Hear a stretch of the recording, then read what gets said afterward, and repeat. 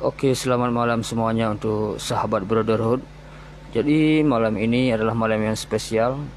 Jadi saya akan meramalkan bagaimana nasib artis Aceh yang sekarang, yaitu Rahul Aceh, di tahun 2021 sampai tahun 2022. Jadi saya akan meramalkan apa yang akan terjadi dengan sosok pemuda yang viral baru-baru ini.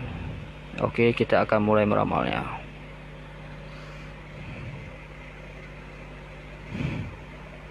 Oke, saya telah mencium akan nasib-nasib dari si Rahul Aceh ini.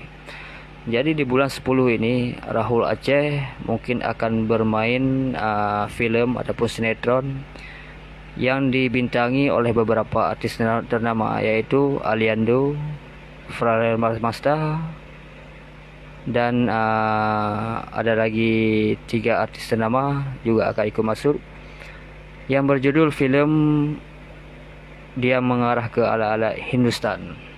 Jadi Rahul Aceh akan mulai terkenal, bahkan semakin terkenal di bulan 10 ini.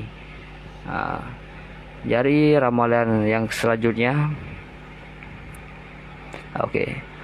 mungkin Rahul Aceh di tahun 2022, mungkin tepatnya di bulan 6, beliau akan menikah dengan lawan duetnya di TikTok, yaitu Nikita Indah, Nika Indah.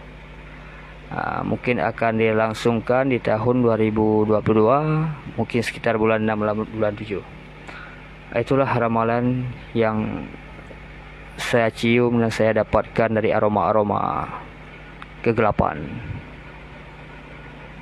Oke, untuk sahabat fan-fannya Rahul Aceh, itulah ramalan untuk Rahul Aceh di tahun 2001 sampai tahun 2022. Welcome.